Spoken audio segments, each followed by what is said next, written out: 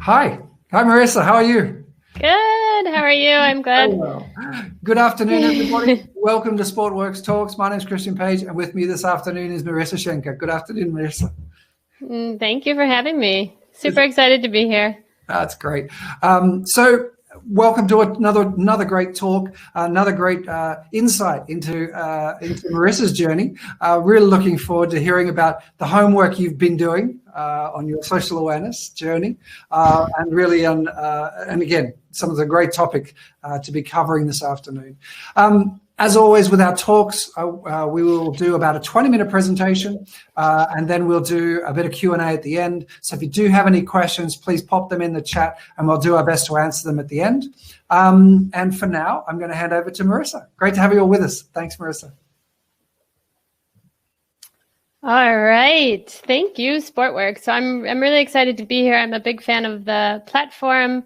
Thank you, Christian, Tatiana, Anna, Gustavo, everybody that has helped me to make my journey come to this point and to be able to present. So I spoke with Gustavo a lot about, of course, what is it that I can offer to this community?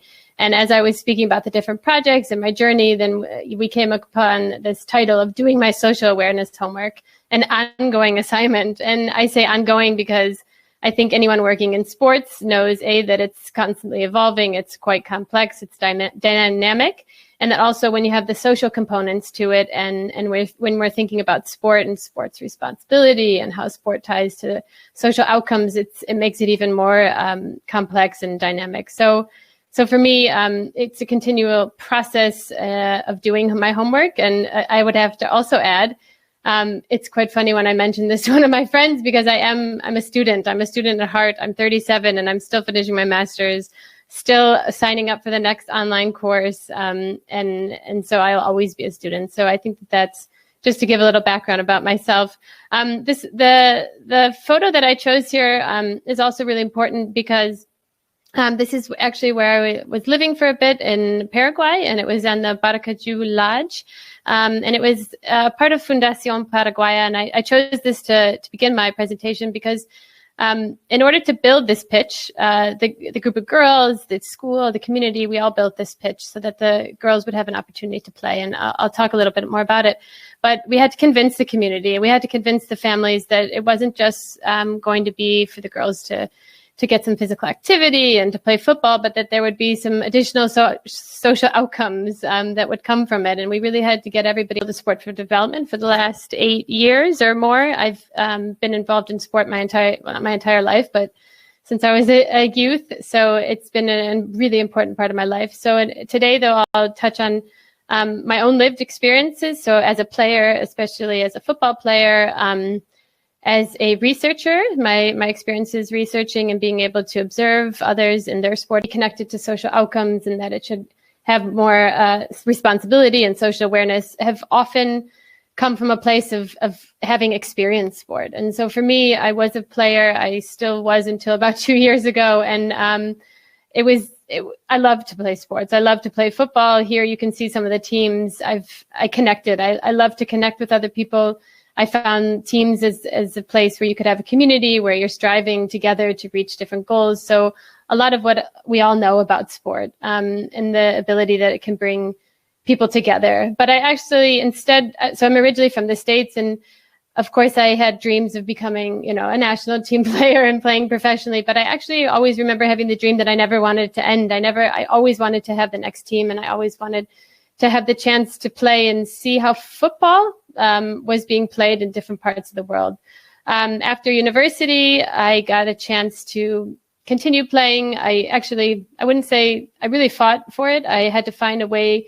I didn't want to hang up my boots, which is it's a common expression in the States after you're done playing at the university level. At least when I graduated, now there's the league. But I wanted to try to find a place to play. I wanted to find my next team. And so I was fortunate. I ended up in Spain playing with the team. I also was able to play in Sweden. And what was, as much as I love the game and I love learning and developing as a player and all the performance around it, I really liked seeing how football was being played in different parts of the world. And it was especially interesting as a female to see where women had different opportunities to hear about their own experiences in sport, the struggles, the excitement, the progress, and so on. And so for me, I begin with that as I took away so many learnings as even just as a player. Although you focus on your individual achievements, you definitely get to learn a lot about the community. And so what I noticed from that and what helps me today as I try to support other female footballers and female networks is that sport doesn't exist in a silo. I mean, it reflects, it could be a microcosm of the community. It reflects the different situations, the different topics, the different challenges that are happening, and you see it also in sport. And so it's important. Yes, it is a physical activity, and it is it's play and it's fun, but there's always other forces involved and other factors involved. So it's important to realize that. And then also opportunities vary greatly depending on where you're from, where you're even where you live, and then a community, there can be lots of opportunities. So it doesn't exist equally across the playing field. Also, sport is embedded into a system. For example, here in Germany, I'm learning a lot about the German football system, and you learn that the different club structures, who's involved, the different resources, and so forth. So you have to be aware that it really exists in different in systems in different communities. As I said, for me, it's a connector. It is a way to bring people together. Which is definitely a positive. And then also my last reflection as a footballer is that, especially as I got older, I realized that there's a certain amount of individual level of responsibility as a footballer and as someone, as an athlete and someone who is able to take a lot from the game to also give back to the game. And so this is what has then led me to taking more responsibility and thinking about how I could work to make sport more accessible, even leading to more positive outcomes for others. And so I didn't really have this in my mind as a professional athlete, but it really came to my mind and came to me thinking about it when I had the chance to learn about a project. I was nearing the end of my career, and my friend and I, we came up with an idea to host a tournament, and it was called Play So She Can Play. It was very grassroots. They didn't have coaches. And, when you're coming off kind of a career where you've been given, of course, you've had to fight for opportunities, but you've been able to experience the sport and take a lot from it, then you also start to think about maybe that's not the situation for many people. And so it got me to thinking, why is that? And what can be done to bring more equity to the sports world? And what is my responsibility? What can I do to make changes? And actually, if we want to make sure that everyone has more opportunities and access to sports, what other factors do we have to think about? And then importantly, I started to learn more about how sport was being used as a tool for social development. And then I started thinking, okay, but what does that mean? What does social development mean? And how can that possibly happen through sports? So this was really a pivotal moment for me when we did host this very, and it was a team of us. I mean, we all worked together, and we were able to bring some of our teammates together and kind of open everyone's eyes and think, wow, we've had these great experiences in sport, and let's think about what we can do, or even take the first step of let's learn about what the situation is like for other girls and women in other spaces and communities. So after this, I decided, and I got really interested in working as a coach and in sport, specifically in sport for development. So here, when I say sport for development, it's really thinking about sport to reach non-sport outcomes. Of course, sport outcomes and skills and performance are important, but generally there's an idea that, or a notion that in sport for development, you're interested in reaching additional outcomes. And these outcomes can be at the individual level. It could be different skills that youth or, your participants can learn, but it can also be at the community level, which is a bit harder, that jump is a bit harder to reach.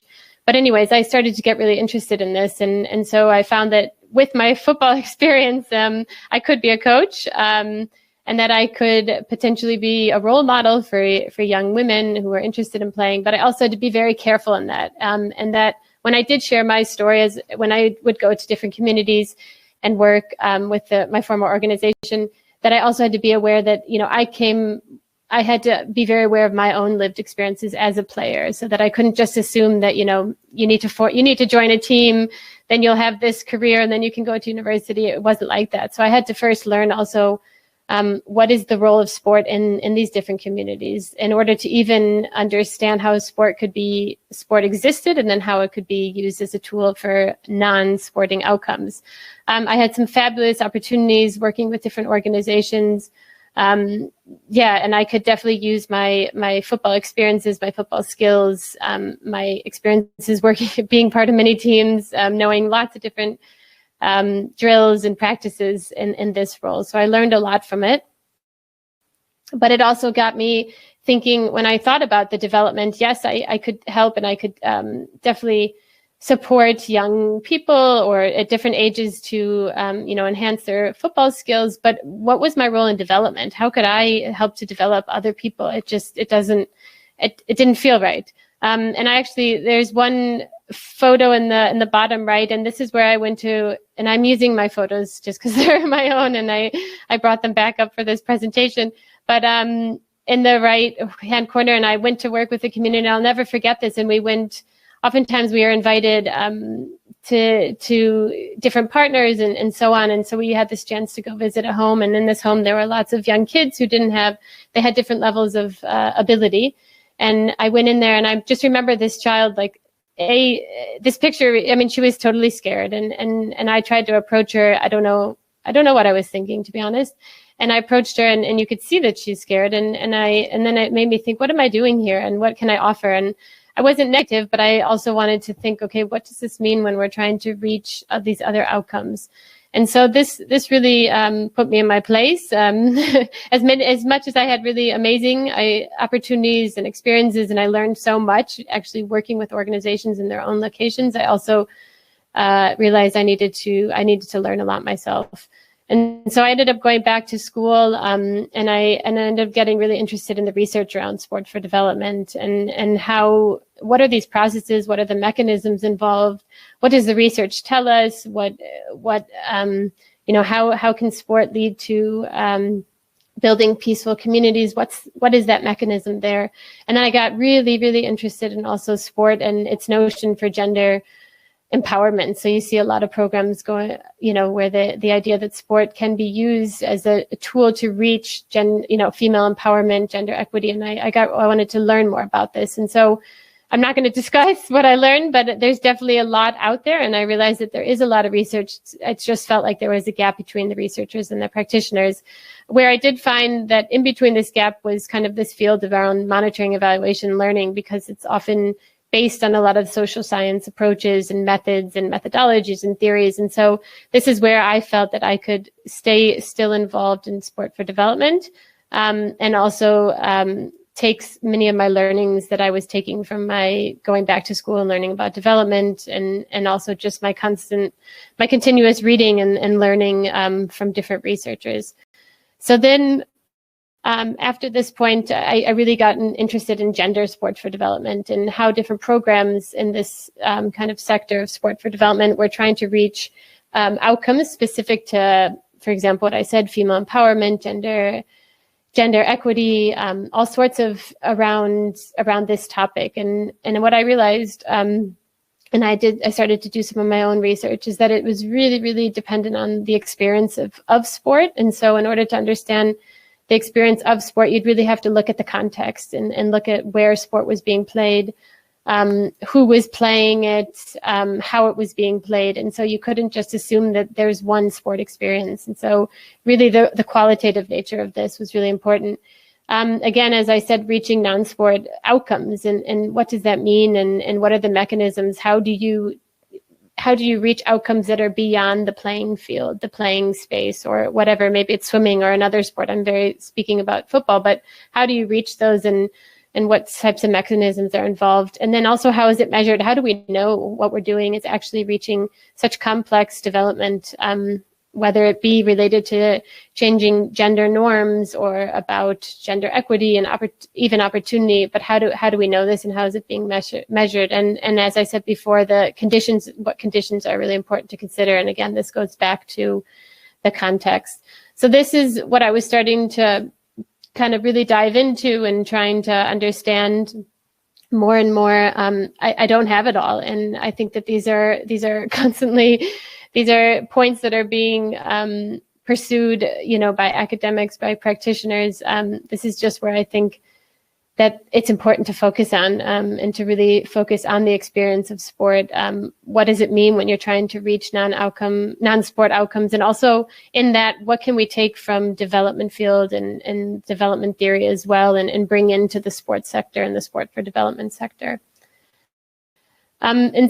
But I was able to really take kind of the gender sport for development, and this is what I've been focusing on as a practitioner. And I found that when you do have this research and you do have ability to kind of analyze and take the different research that's being done, it's important to then, how do you apply that to your work? So how do you apply that if you are a practitioner, for example, and you're actually designing and delivering programs? How can you balance that with all the research and what we know and what we don't know, but then also into the actual programs where people are participating, where you're actually trying to reach these outcomes? And so this is where I've become more involved as a practitioner, and specifically I was doing a lot around designing programs, supporting, and then also the monitoring, evaluation, and learning that goes around that. And this led me to some amazing projects. Previously I was involved with the Global Goals World Cup. This is a project where, as you can see, is a group of female coaches across Europe, and we were testing out a model whereby the coaches, they were identified as real female leaders in their community. And then we supported them by providing a curriculum which surrounded and centered on the Sustainable Development Goals, and then also play. So this idea that if you could combine a sense of purpose around the Sustainable Development Goals with physical activity, and in this case it was football. And we essentially tried to engage women who hadn't had many experiences in sport. And it was an amazing, I got to be my title was the learning, monitoring, evaluation, and learning specialist. And it was amazing to be in contact with these coaches as they tested different ways of using the model. They found things that were really challenging. They tried to overcome barriers. What I really took from this is that they really depended on their community. They needed a support system in order to try to present sport and football to women who hadn't had the opportunity, and then also to try to overcome barriers. So it was it's an interesting, very interesting project, and I was able to support with the monitoring and evaluation and learning. As I said in the beginning, besides as a practitioner, I also find that it's really important to join forces and to support each other. And this has led me to joining many different networks, from the Discover Football to the FAIR network, Leadership Women Football, and also Women in Football. And in these different networks to connect with others working at different levels of football, different levels of sport, and really trying to understand their own experiences that they have either professionally and then also many times in sport themselves, and trying to learn and support one another. And this has actually led me, all of this, where I continue to do my social awareness homework and different projects that I'm involved in, and actually my current role with the UNIS Sports Hub, where I'm the community manager. And so I try to take everything that I've learned from Sport for Development, from my own lived experiences as a female footballer, as a coach, as a practitioner, and also to support the different projects and the different members who are part of our UNIS Sports Hub, as actually they're trying different approaches to use the power and the influence of sport, but they're combining it with social business. So it's been a super interesting role, and super interesting to meet all the different community members that are part of this. And I hopefully continue to do my social awareness homework as I support the different members. Additionally, there's been a couple other projects, Play Proud, for example, and this has also challenged me immensely, because I focus so much on gender sport for development, and I realized, how does gender intersect with sexuality? How does gender orientation? And it's just amazing to see projects that are actually moving beyond just thinking of gender sport for development, and also thinking of ways that all sorts of people are experiencing sport, and to make it a safe space. So it's been a really interesting journey. And last, I know that we're at 20 minutes. I just wanted to share some of my reflections from my own experiences in sport, and then also in the different roles that I've taken on. And really, I think that sport is a social construction. We can't think of it as just this silo where it's all fun and games. Of course, we know that it's got a professional and it's got the high level and the elite level, but also we have to realize that we are constructing it. We're part of constructing it as well. And so just to think about that, especially when we're thinking about how it should be socially aware. So what does this process look like? It's definitely not apolitical. It's important to think about that as well. And then when you're just reflecting on your own kind of what you want to do around sport, and if you're thinking about the social awareness, just understand your own role and your different lived experiences within it, and then try to listen and understand others. In order to move forward and to continue with my homework, what I've found the best is to connect with others. And like I said, with the network and being an ally, it's connecting with others, finding out what projects they're working on, what are they trying to do, and connect. And then also, as I said, I've been challenged, to move beyond gender and sport for development and think of an intersectional approach. And what does that mean? And how to take that into my work, especially when I'm doing monitoring, evaluation, and learning. And what I would have to say is also context is so important. I think sport is universal in the sense that we can connect because we know that different people all over the world are experiencing sport, but it's also important to realize that it's very much dependent on the context and the many different factors involved. So that's my presentation for today. I tried to cover a lot. I really appreciate being here and sharing my experiences. I'm open to different questions about projects or about my different roles or about the different findings. Maybe you don't agree. So I'd love for different questions at this point. Great presentation. Thank you. Great presentation. Really great insights, and wonderful to see and hear there's so many different aspects of your homework. I think one of the takeaways, I've taken lots of notes here, and just looking at the different layers of how you've been involved in different sports, different projects. One of the challenges I guess I'd like to ask you on is how do you mentioned about connecting these different projects, and you connect lots of, and your experience based on the project you've worked on. How do you keep the energy to keep going for all this? Because it's a lot of work. I think because because I know sport and it always has been such an important role in my life. And then the moment when I realized it doesn't exist for many, or not even that it doesn't exist, but that it isn't an opportunity for many people, or that maybe their sport experience wasn't so great, or it just got me thinking, okay, what is it that we can do better? And I think that sport, it shouldn't be static. I think that it should be changing, and especially I think there's a lot of potential with a lot of the sport for development in the way that it's designed, perhaps. And so that gets me really excited to be involved in the different projects and to learn, about the design phase as well as the delivery and again, the monitoring and evaluation and learning.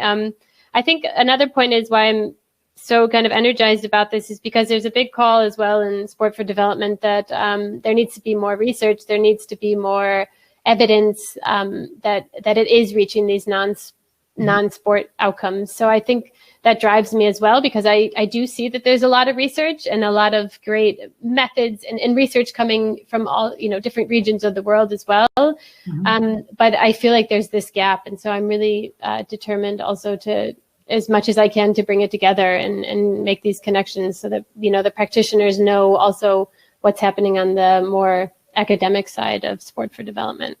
So in that point, do you feel there's a good balance between practitioners and academics in terms of, you're saying there's a lot of research done. Do we need more practitioners or do we need more research? I think we need them working together. And I know that that's hard because they're in different institutions, different places. I think it's more about, okay, if the purpose is of academics and research is also, to me, it should also feed back into improving programs and improving the way that things are done. So if you're researching and you find, okay, for example, I have this one piece of research that really kind of influenced me was about female empowerment through football. And it actually found that, it was looking at the different levels of empowerment. And so it did find that a lot of the female players, they felt empowered at the physical, at their body level, and that they felt physically empowered, but not the next level. And so not in terms of what they could do off the playing field, what they could do in their community. And so for me, I mean, that type of finding, it's so important to then also to reach out and to find ways that practitioners and academics can also work together in order to improve programs as well, especially when you're looking and you're really striving to reach these social outcomes. If that's your purpose, I think we should try to work better together. So what, in a practical sense, how do we bridge this gap? What steps have you been taking? You've identified the gap and you feel there's small things. What are the steps that we can be taking as practitioners or academics? Yeah, as practitioners. I mean, what I find is there's a lot of, sites where you can find a lot of research. And then so of course, when you have a site like Sport for Development and they try to combine a sport and dev, a platform. So it's important, obviously, that the research is finding a way, and that practitioners can also use it. Programmers, people doing M&E as well can use the research. But I sometimes wonder if there's a better way of even delivering and making the research more user friendly, or because it's if you get a big piece of research, which is super important, and someone spent a lot of time on it, but how do you then digest it and how do you make it applicable to your own program?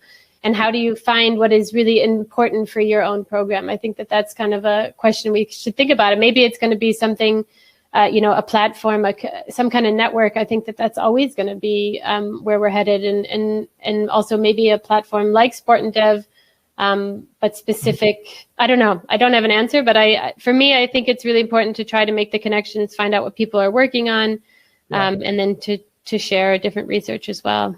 Well, it's great that you're posing the question, because I think identifying the gap will help us find solutions to the problem. So maybe that's a great topic for a discussion, maybe a sport challenge. So I've got a question. Thank you for the answers on that. And I've got more questions, and we could probably talk for all afternoon. So probably won't try. I'm not going to take all the time. I'm going to ask the question here from Laura.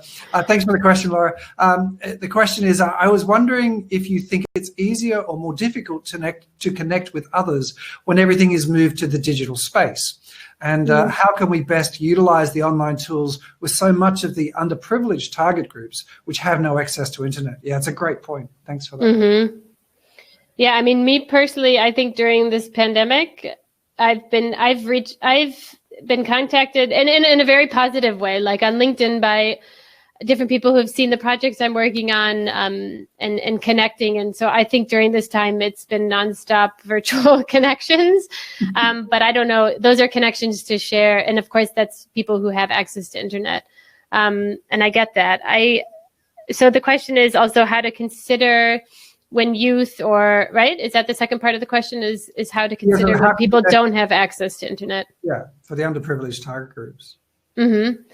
I mean, so the underprivileged target groups who already don't have access to internet, I mean, I think that it would be either how are you reaching them anyways? So maybe it is through an organization or a program or a coach, figuring out who is it that's part of their community that does have access. That could be someone who could bring in new knowledge, new resources, new toolkits, Of course, I think this is a key question about sport for development. You have to look at the development context in general. So if someone doesn't have access to internet, you'd have to look at the community and look at who does have access, what are the issues there? What are the challenges? And that's a great point, because it's also an assumption I've seen a lot of shifts for sport for development programs that, everything's online, but then you hear these reports that, there's many youth who don't have internet access, or they have to travel far and, out of, maybe in not unsafe territories and unsafe spaces to try to access the internet. So I don't think a sport for development program per se could solve that issue, that challenge. They could consider it when they're doing their program design, that you have to also put some money or put some real thought and intention into how you make sure that everybody has access.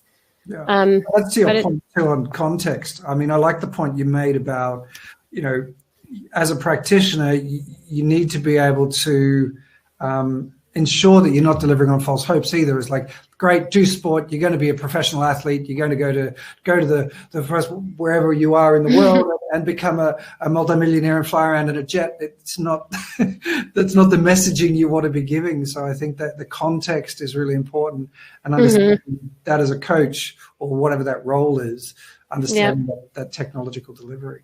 So, yeah, the context was really important, especially when I first started, because I'd come off, you know, I had such a playing career. I felt proud about what I was able to do. And then you go and you work in these communities where, you know, that just isn't the pathway, you know, and it really is in the US where a lot of people strive for this. And so it's a context around the sport. There's a system in place, you know, and so then when of course you want to share your story and try to be inspirational, but you also have to be careful. Yeah. So. And it follows on with that point about, you know, for those that don't have access to internet, there's no point telling you about all these wonderful things we can do if we can't deliver the basics. So that's a really good question here from Anna. Thanks, Anna. How can we avoid neocolonial influences in your field? Oh, this is what I came across when I started to think about development. So, you know what I said when I first jumped into sport for development, I thought, okay, wow, you know, sport. So for me, when I first started thinking about sport for development and seeing what was out there, I saw that it was very much focused on the individual, and it kind of went with this deficient, like this model that the actual participant in this country, in this program, needed sport to work on different life skills. So there was an assumption that the youth in these countries, for example, and they didn't have them. And so I was like, whoa, this is, you know, if this assumption is how we're basing our programming, that's not right. We can't make these assumptions. And it made, so that was my first kind of like, okay, let's try to understand this better. And so for me, I had to go back to university, and I'm not saying that I'm not a development expert by any means, you know, but for me, it's been, in order to avoid the neocolonialism and thinking about that, it's really understanding the history of sport, and that sport is filled with power struggles. It's not as if it's just a game. I mean, if you think of why different sports exist in different countries, you have to understand, or even who was allowed to play and who decided on who could play and who, you know, so for me, it's been interesting to look at the history of sport. And again, that goes to the context. So if you're trying to develop a program and you don't even know, you know, you just think that football should be there because football is everywhere and it's a universal language, but actually you don't know the history of, you know, why football didn't exist in that community or something. So I think, being aware of that as well, so the history, but then also you've got to do your reading, you've got to speak with people also in that community. You have to, again, it's going back to the context, and I would even say avoiding being the one, and many times being the one to design the program. So you know, if I'm not from that specific community, why should I be the one designing it? Where I would then support is more about the monitoring, evaluation, and learning, and bringing in different approaches and expertise that I have there, but not necessarily in the designing of it. So that's kind of how I would answer it. But I know that sport has a history, it has a past, it's filled with tension and politics. So I'm very aware of that, which is why I don't think that we should see it just as this neutral form in itself. You've mentioned this a couple of times, and you've touched on it about the design of the programs. And do you feel there's enough, and this links probably to some of the gaps you identified, but do you think there's enough questions asked of the communities of the support that they need, want? You know, I think, do you feel that sense of neocolonialism, which is, oh, this is what's good for you. This is what's good. I love it. Go and do it. Yeah. Hang on. Oh, what? You don't want to kick a ball around in the sunshine? What? Yeah. Yeah. Do you think we ask enough questions in that programming design piece? This is hard. I mean, I'll just speak again from my experiences. I don't think so. I think that there's a lot of push. And again, this is why I think that the academics and the research and the practitioner, because you can find a lot at the in different journals and different reports about it, is that you have to work with the participants, you have to work with the beneficiaries, you have to understand them. There's all these different approaches where you can do participatory design, which really starts from the community and starts from the beneficiaries. And through some research, you can see that this then leads to more impactful and effective programs. So I think because the way sometimes projects are designed, it's rushed, the different people, stakeholders who are involved, from funders and all sorts of things. So no, I think that if it can go in that direction where it's really designed because they are the beneficiaries, that they should be kind of in charge of what it is that they need, then I think we would see sport being able to bring a lot more and contribute to even more effectively to different social outcomes. Okay. Yeah, great. Thanks. I think it's a tough topic, but I think it expands not just for sport for development, and I think it touches on most engagements with our assumptions. I think it's a key point. So a couple of thanks for answering from Anna there. I totally agree. It is a daily effort to be plural. Question here from Gustavo. What kind of reactions you get when you propose to coaches and organizations that they examine themselves and they're not assumed bias and prejudices, and how to navigate that in a way that doesn't shy away nor creates resistance? So it's kind of... I think when you ask anyone to examine themselves, self-assessment, so I think you have to be many girls in the program. We don't have many, this is my perspective. We don't have enough girls because I know that there's girls in the community who would want to play. Maybe we don't have enough female coaches, in my opinion, also people from maybe different backgrounds. So if I was going to, and I have brought up the subject, and at first it was like, okay, what are you doing? You're new here, but then it's also thinking of ways to make it exciting or a new opportunity for them as well, so that they can feel like, we actually need more numbers, for example, would be maybe a case, or we need to, we do say we're a community club, so we need to be able to say that and to show that. And so we have to be offering our services and our programs to everyone. And so you have to think of what it is that maybe would be interesting for them as outcomes, I would say. So, and try to align that. I think it goes along also with this argument about diversity, and, if things are just going fine as they are, and we have, this, I'll just say it. I mean, a lot of maybe white men who are in charge, and, why do we need diversity? And so there's this argument that you should, diversity leads to more effective teams and good decision making and so on. So I think you have to, if things have been going for a while and things have been kind of structured and just continuing in that way, you have to, if you're going to try to convince people, it's going to be hard. I think it's going to be a challenge, because there's going to be resistance. So you maybe have to figure out ways to show what will come of it. And also, I think really the allies and getting other people supporting the idea, that could be influential. But yeah, I don't know if that answered, but that's kind of what I would do, or what I've tried to do when I've come across similar situations. Okay. So yeah, in navigating the bias and prejudice, it's about getting the buy-in, I guess. Getting outcomes. I mean, there's another question here for, which way of outcome measurement worked better in the projects you're engaged with? And the reason I raised that question, because I think it does link to what you've just said about navigating the resistance and the bias. If you can become outcome based, it may support support the resist, or the lack of resistance, or the outcome. So and to that question, which way of outcome measurement worked best in the projects you're engaged with? The projects I was engaged with, so definitely the outcome measurements was normally a mix. So it would be qualitative and quantitative. So really the qualitative to really understand the experience, because a lot of times in order to really get to the details and to make it very individual specific, which again, I think it depends on how many people are part of your program, what are the outcomes you're trying to reach, and so on, So of course these things, but the qualitative for me, and I'm definitely more, that's more of I enjoy speaking with people, learning from them. Also, there's different ways of doing qualitative data is research. So I would say the qualitative, but then also it's important to have quantitative as well. So like a mixed methods approach. And so being able to also quantify what it is, and especially for example, changes and it depends again what the outcome is. If it is, normally they say that you should be able to measure it no matter what. I think you have to find the way to do it. So, but again, what I would support and what I've learned, a big thing in sport for development is also there's a lot of indicators.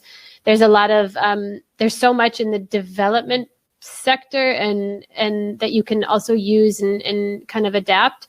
You can find a lot of different approaches and methods and so on that you can also test out and use in the sport for development.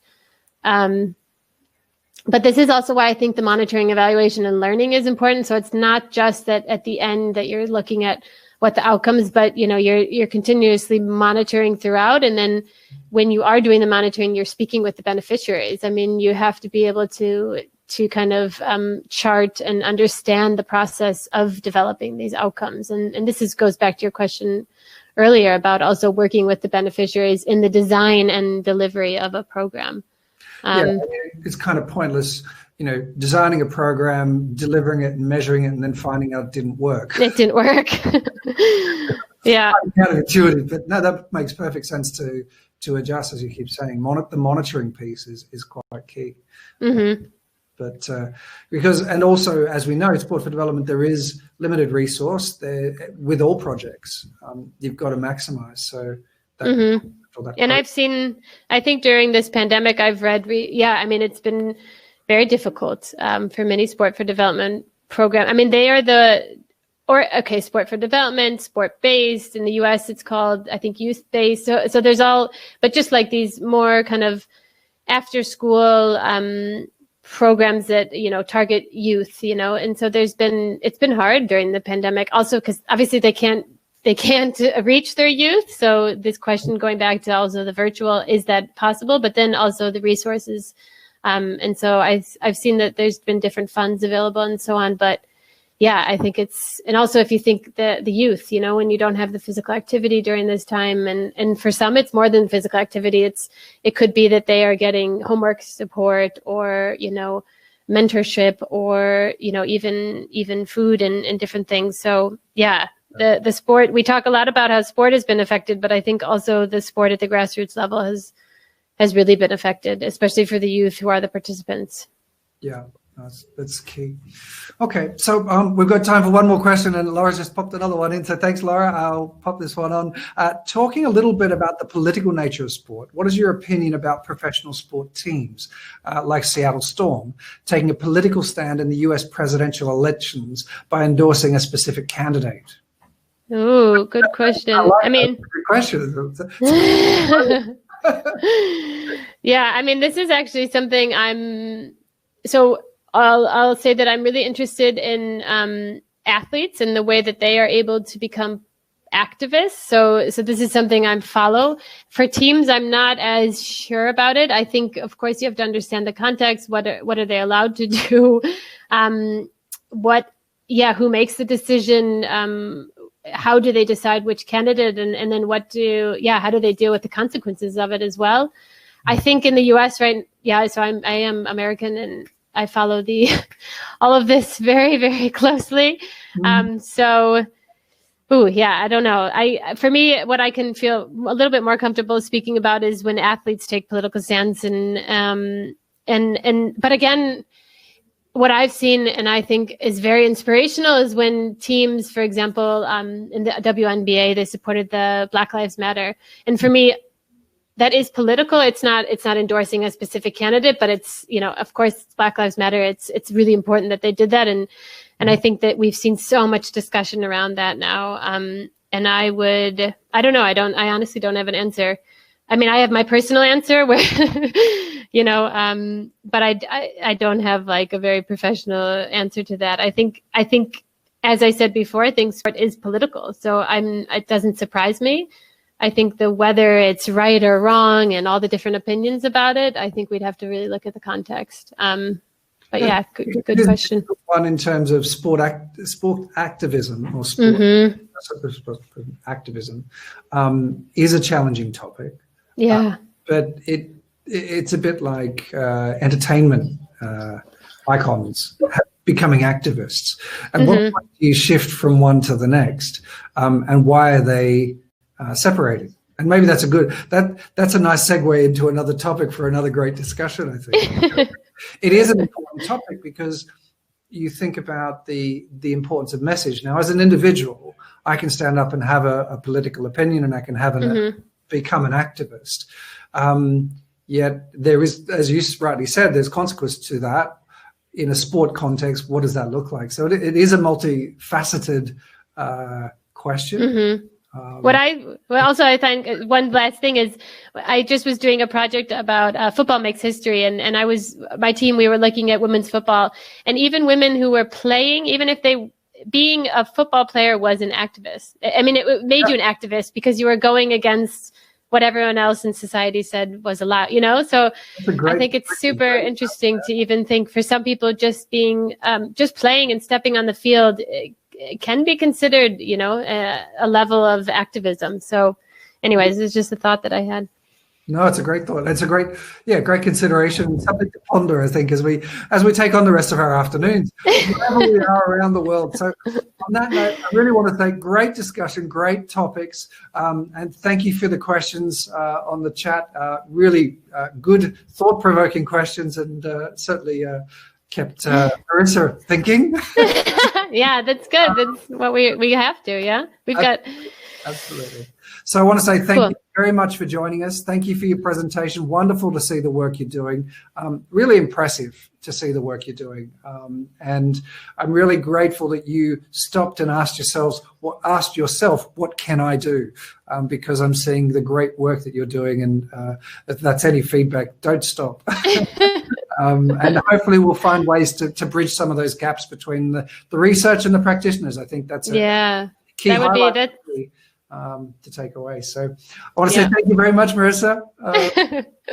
Thank you for having me, and happy birthday, Gustavo. Yeah, great. All right. And for all of you who are joined online, thank you so much. Really grateful to have you with us, and grateful to have your questions. They will be answered on the platform on sportworker.com, and this talk will also be posted. So if you feel that there'll be other people that that would be really interested in understanding this topic and maybe joining this discussion, then please forward it on. I wish you all a safe afternoon, and thank you so much for joining us. Thanks again, Marisa. All right, bye-bye. Thank you. Cheers. Thanks, everyone. Bye-bye.